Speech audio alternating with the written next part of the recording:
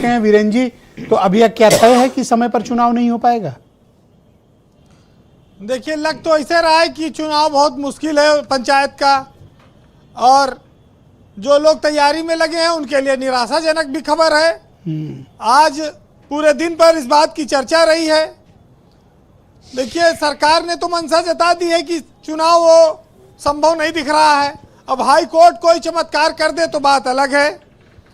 26 मई के बाद प्रशासक बैठना शुरू हो जाएंगे, लेकिन एक अच्छी खबर ये आ सकती है कि सरकार अगर चुनाव नहीं करा पाएगी तो प्रधानों का कार्यकाल वो बढ़ा सकती है, और ये अधिकार है उसके पास, वो 1 साल के लिए प्रधानों का कार्यकाल बढ़ा दे। अगर कार्यकाल नहीं बढ़ेगा तब प्रशासक आएगा। तो एक चीज जरूर है कि पहले प्रधान और सेक्रेटरी मिलकर मौज उड़ा रहे थे, फिर प्रशासक और सेक्रेटरी मिलकर मौज उड़ाएंगे। सेक्रेटरी की हर हाल में मौज जारी रहेगी, उसमें कोई कमी नहीं आएगी।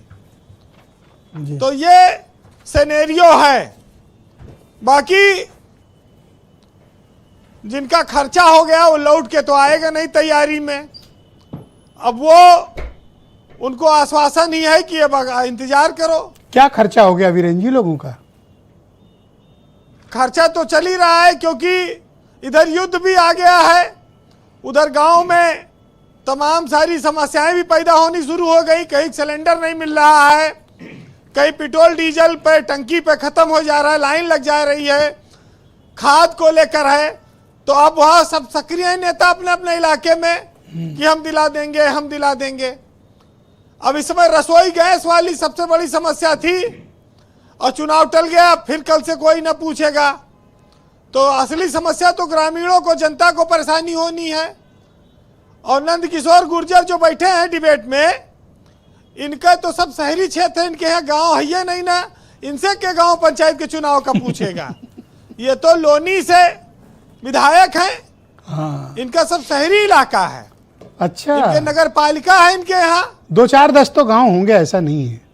गांव में इनके 2-4-10 कोई गांव नहीं है, सब शहरी इलाका है इनके यहाँ। इनसे पंचायत से क्या लेना देना। 150 गाँव और कह रहे हैं 52 गांव हैं। देखिए, तैयारी रखे रहें, बैलेट छपा के रखे रहें, लेकिन राजनीतिक निर्णय होते हैं, ये सब सरकारें निर्णय करती हैं। बीजेपी इस चुनाव को क्यों टाल रही है, क्यों भाग रही है, ये तो देखिए, लोकसभा विधानसभा का चुनाव करीब है। 2 चुनाव वो लगातार विधानसभा के जीत चुके हैं, फिर भी वो चाहते हैं कि चुनाव विधानसभा के बाद हो। ये बड़ी अजीब स्थिति है।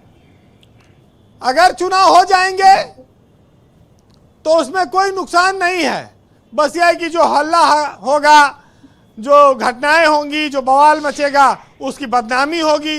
इससे सरकारें बचती हैं। बात इतनी सी है ब्रजेश जी, इससे ज़्यादा कुछ नहीं है। नहीं तो चुनाव करा देते, हर आदमी चाहता है चुनाव हो। और अभी तक कोई भी जो समस्याएं हैं, इस समय तो युद्ध का बहाना बना के सरकार कह दे, ऐलान कर दे कि हम हर आदमी को 1 गैस सिलेंडर महीने में मुफ्त देंगे। अभी देखिए, चुनाव में बढ़िया ऑफर आ जाएगा और लोग धड़ धड़ वोट भी दे देंगे। इस समय तो सिलेंडर सबसे ज़्यादा महत्वपूर्ण है। और इसमें सबसे बड़ा नुकसान में वो रहे जो भावी प्रत्याशी हैं, क्योंकि उन्होंने जो जिला पंचायत वाले हैं या ब्लॉक प्रमुखी वाले हैं, उनका पैसा ज़्यादा खर्चा हुआ, उनका क्षेत्र ज़्यादा बड़ा होता है। और अच्छा, मैं देख रहा हूँ आपको चुनाव की चिंता नहीं है, ये प्रत्याशियों का खर्च हुआ, ये तीसरी बार आप मुद्दा उठा। नहीं, सरकार विकास तो जारी रहेगा, खर्चा तो प्रत्याशी के ऊपर 4-4, 5-5 गाड़ी लोग लेके चल रहे हैं, और उनका रोज का खर्चा है, खाने पिलाने का भी। उनके सामने भी अब साल भर में इतना जो फूंक दिए वो कहाँ वापस आएगा। तो चिंता की बात तो ही है भाई। एक जिला पंचायत में 10-10, 15-15, 20-20 आदमी तैयारी में हैं, एक पार्टी से हैं, तो ये तो बड़ा आर्थिक नुकसान है ना, कोई छोटा मोटा नहीं है।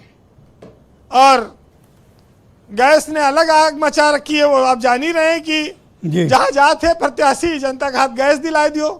गैस भैया समस्या चल रही है। उधर डीजल वाला 2-3 दिन हंगामा चला टंकी पे, वो थोड़ा कम हुआ मामला। तो जो सही है वो सही है कि एक तो उम्मीदवार कह रहे थे कि खेत बिक गया और गांव वालों ने लूट लिया और बहुत बुरा हाल है, प्रधानी के चुनाव ने इतना नरक मचा रखा है। तो कुछ लोग ही उम्मीद में रहे कि खेत वोत बाद में खरीद लेंगे, ये भी एक समस्या आई। ब्रजेश जी, प्रधानों के लिए बड़ी विचित्र स्थिति हमारे यहाँ रही है, लेकिन आज जितना तेज बचाव अनिल दुबे ने की पार्टी ने किया है सरकार का और प्रधानी चुनाव टालने का, ये बहुत कम लोग देखने पाते हैं। ये तो किसानों की पार्टी के नेता हैं। नहीं, कहाँ रोक रहे, कहाँ कर लिया वीरेंद्र जी, बीच में रोक रहा हूँ। और कहा कि हमने तो कहा समय पे होना चाहिए, आपको अब ये पलट मिल गए। देखिए, मैं आज दुबे जी के लिए 4 लाइन शेर पढ़ूंगा, आप सुनिएगा। और आज बड़ी मुसीबत है। आज राष्ट्रीय लोकदल की ओर शेर ये समर्पित है कि मैं खामोश रहूं, तुम जज्बात समझ लेना, और मैं दर्द लिखूं, तुम हालात समझ लेना, और मेरे आंसू में फरियाद समझ लेना, और मैं गीत लिखूं, तुम गजल समझ लेना, और मैं खामोश रहूं, तुम जज्बात समझ लेना। तो जनता भी इनसे कहेगी हम घर पे रहेंगे, तुम वोट समझ लेना। बहुत शुक्रिया वीरेंद्र जी, आपका बहुत बहुत धन्यवाद। ग्राउंड जीरो से एक्चुअल जो लोगों के मन